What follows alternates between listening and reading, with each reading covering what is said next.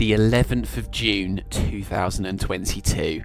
The last time my brother D Mills went sub 18 at Parkrun. 2 years of injuries to all sorts of places, but now he's slowly but surely getting his fitness back, and he's going to head to Seaford Parkrun once more to see if he can finally break 18 again for the first time since 2022.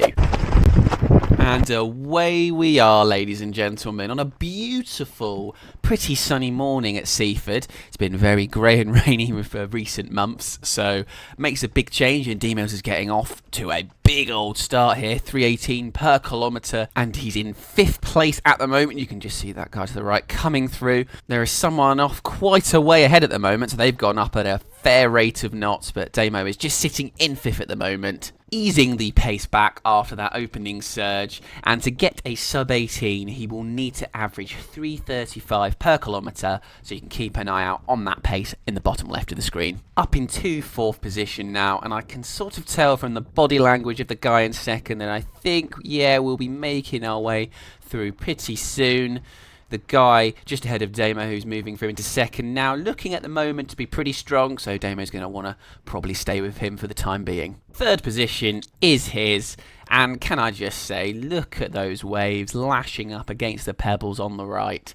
Absolutely beautiful place to go running is Seaford on a day like this. Not so much in howling gales and rain, but today is one of those lucky days, although apparently before the race started it was deadly calm, but a little bit of a breeze did get going, so on the way back there's a little bit of breeze for D-Mills to contend with, but it's nothing that's going to completely destroy a run.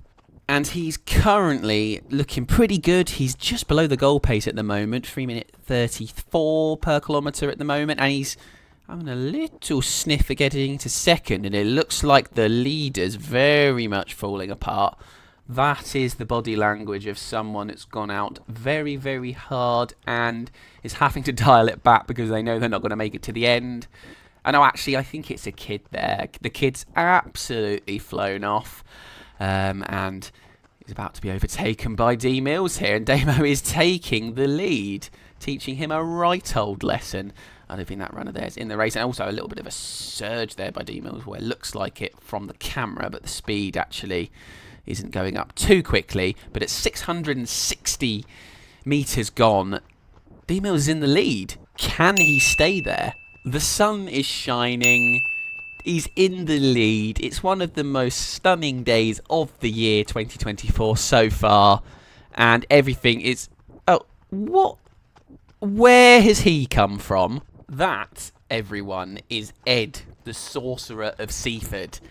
And you could tell from the way that Damo looked to the right there, he was not expecting him, hadn't seen him at the start. He wins an awful lot at Seaford, and it's very unlikely that Damo's going to be able to get a win from here, although he'll go with him best he can. But we need to remember, we are here for a sub 18, not that elusive W, although that would be quite nice. Ed also looking rather beautiful in those Alpha Fly 3s. Very, very jealous, want them very badly. They're going to get me 15-minute 5Ks 100%. It's all in the shoes, ladies and gents. All in the shoes. Well, it felt like a lot went on in that opening kilometre. 5th to 1st, back to 2nd, and let's have a little look at what the time is. It is a 3:36 first kilometre, so ever so slightly slower than the goal, but that is still very much in the realm of possibilities of being able to go sub 18 overall. A good start from D Mills. Skipping to 1.5 kilometres now, and we can see that he's going at 3:38 per kilometre at the moment. Again, a little bit slower than that goal pace for the sub 18, but he's not miles away, and he is known as a runner that in the 4th and 5th kilometre can pick that speed up and doesn't fall away, whereas other runners like myself tend to, that in that 4th kilometre, really feel it. So I still think there's a really good chance he can go sub 18 here. 2nd kilometre completed in 3:40, and that's another 5 seconds lost towards that sub 18. The second from the 1st kilometre brings it to 6 seconds total that he needs to make up in the next 3 kilometres. Now we come here to see a little bit of building works on the Seaford seafront, and that is going to make that area very narrow for when Damo comes back very shortly at the turnaround. You can also see the pace in general's dropped a little bit. Hoping there's a little bit of a GPS issue there, because we do not want D-Mills in the fours. There we go, get back in those threes. And as we approach that turnaround, you just see the leader Ed coming through there. We are going to hit the halfway mark in 9 minutes and 10 seconds, meaning we are only on for an 18 minutes 20, so he's going to have to pick the speed up quickly. And this is where the construction going on concerned me that it would get a little bit tight. Not too bad at the moment. There's not too many runners coming through at this point. But, oh, that looks like a little bit... Oh, dog. Oh, he goes left there. Okay. Okay, so it wasn't too much time lost. You always use a little bit of time at Seaford just going around this little bit here anyway. He gets through there before a big surge of people come up the other side anyway. And he is away and can get back on to trying to find that goal speed of 3 minute 35 per kilometre.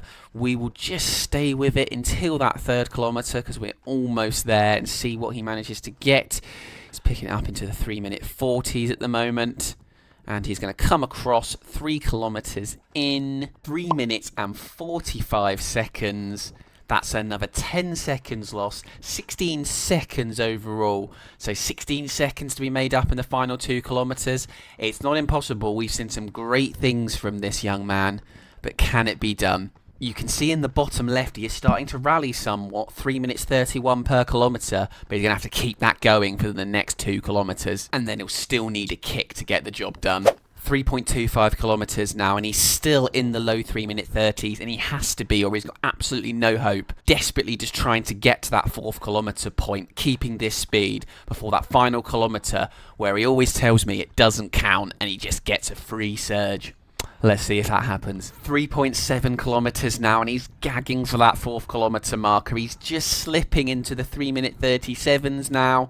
Not far from the original goal speed, but he needs more than that now after slacking in that 2nd and 3rd kilometre. Just before the 4th kilometre mark now, and he's slipped into the 3 minute 40s, but the overall kilometre is a 3 minute 35, so it's bang on the goal speed. He hasn't lost any more time, but that still means he needs to make up 16 seconds in the final kilometre, and with his heart rate at 190, this would be one of his finest achievements ever. So if we work it out, he needs a 3 minute 19 final kilometre to go about 18 flat. Good luck, old bean. He needs to pick it up soon desperately though, because 3 minute 40 kilometres at this point are not going to cut the mustard. 600 metres to go, and he's got the call. 3 minute 31 per kilometre, but we need more from you, D-Mills. We need you to get into the 320s now to have any hope of this sub 18. We need some of those noises that keep the devil up at night, my friend. Oh baby, he's trying, but he's just not quite getting there yet. 500 to go.